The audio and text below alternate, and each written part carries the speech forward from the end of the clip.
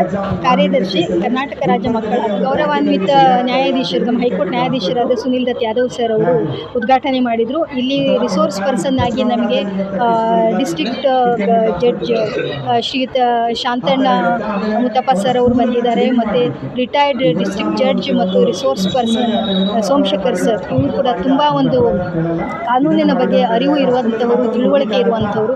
ಅವರು ಇಲ್ಲಿ ಈ ಒಂದು ಕಾರ್ಯಕ್ರಮದಲ್ಲಿ ರಿಸೋರ್ಸ್ ಪರ್ಸನ್ ಆಗಿ ಬಂದು ಮಾಹಿತಿಯನ್ನು ನೀಡ್ತಾ ಇದ್ದಾರೆ. ಜೊತೆಗೆ ಈ ಒಂದು ಕಾರ್ಯಾಗಾರದಲ್ಲಿ ನಾವು ಬೇರೆ ರಾಜ್ಯಗಳಲ್ಲಿಯೂ ಸಹ ಮಕ್ಕಳ ಹಕ್ಕುಗಳನ್ನು ಯಾವ ರೀತಿ ರಕ್ಷಣೆ ಮಾಡ್ತಾ ಇದ್ದಾರೆ, what are the best practices ಅನ್ನೋದನ್ನು ಹಂಚಿಕೊಳ್ಳೋದಕ್ಕೆ ನಾವು ತ್ರಿಪುರಾ, ಚಂಡೀಗಢ, ಗುಜರಾತ್ ಅಲ್ಲಿಂದನೂ ಸಹ ನಾವು ಅಲ್ಲಿನ ರಾಜ್ಯ ಮಕ್ಕಳ ಹಕ್ಕುಗಳ ಆಯೋಗದ ಅಧ್ಯಕ್ಷರನ್ನು, ಸದಸ್ಯರನ್ನು ಮತ್ತು ಕಾರ್ಯದರ್ಶಿಗಳನ್ನು ಈ ಒಂದು ಕಾರ್ಯಕ್ರಮಕ್ಕೆ ಆಹ್ವಾನಿಸಿದ್ದೇವೆ.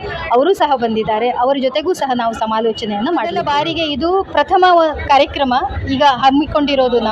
ನಾವು ಮುಂದಿನ ದಿನಗಳಲ್ಲಿ ಈ ರೀತಿಯ ಕಾರ್ಯಕ್ರಮಗಳನ್ನು ನಾವು ವಿಭಾಗೀಯ ಮಟ್ಟದಲ್ಲಿ, ಜಿಲ್ಲಾ ಮಟ್ಟದಲ್ಲಿ, ತಾಲೂಕು ಮಟ್ಟದಲ್ಲಿ ಹಮ್ಮಿಕೊಂಡು ಆ ಮುಖಾಂತರ ನಾವು ಗ್ರಾಮೀಣ ಮಟ್ಟದಲ್ಲೂ ಸಹ ಒಂದು ಅವೇರ್ನೆಸ್ ಮೂಡಿಸೋದಕ್ಕೆ ಪ್ರಯತ್ನ ಮಾಡೋದು. ನಮ್ಮ ಪಾಕ್ಸೋ ಕಾಯ್ದೆ ಇರೋದು 18 ವರ್ಷದೊಳಗಿನ ಗಂಡು ಮಕ್ಕಳಿರಲಿ ಹೆಣ್ಣು ಮಕ್ಕಳಿರಲಿ ಅವ್ರ ಮೇಲೆ ದೌರ್ಜನ್ಯಗಳಾದಾಗ ಅವರಿಗೆ ಒಂದು ನ್ಯಾಯ ಒದಗಿಸುವುದು, ಜೊತೆಗೆ ಅವರಿಗೆ ಒಂದು ಪುನರ್ವಸತಿ ಒದಗಿಸುವುದು ಅದರ ಒಂದು ಉದ್ದೇಶ.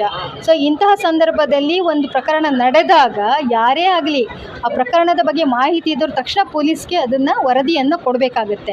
ಸೊ ಹಾಗೆ ವರದಿ ಕೊಡಬೇಕಾದಾಗ ಅವರು ವೈದ್ಯಾಧಿಕಾರಿಗಳಿರ್ಬೋದು, ಶಾಲಾ ಟೀಚರ್ಸ್ ಇರ್ಬೋದು, ಪಬ್ಲಿಕ್ಸ್ ಇರ್ಬೋದು, ಅಥವಾ ನಮ್ಮ ಸೂಪರ್ವೈಸರ್ಸು, ಅಂಗನವಾಡಿ ವರ್ಕರ್ಸು, ಆಶಾ ಕಾರ್ಯಕರ್ತೆಯರು ಯಾರೂ ಕೂಡ ಹಿಂಜರಿಬಾರ್ದು. ಅದು ನನ್ನ ಮಗು ಅಲ್ಲ, ಅಥವಾ ನಾನು ಕೇಸ್ ಏನಾದ್ರು ದಾಖಲು ಮಾಡಿದ್ರೆ ನಾನು ಕೋರ್ಟಿಗೆ ಅಲಿಬೇಕಾಗುತ್ತೆ ಅನ್ನೋ ಒಂದು ಮನೋಭಾವನೆಯನ್ನು ಬಿಟ್ಟು ಅವ್ರ ಕೇಸನ್ನು ದಾಖಲು ಮಾಡಬೇಕು ಅಂತ ಹೇಳ್ಬಿಟ್ಟು ಸಾಕಷ್ಟು ಅರಿವನ್ನು ನಾವು ಬೇರೆ ನಮ್ಮ DCP ಯೂನಿಟ್ಗಳ ಕಡೆಯಿಂದ ಕೊಡ್ತಾ ಇದ್ದಾರೆ.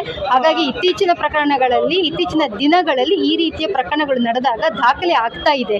ಹಾಗಾಗಿ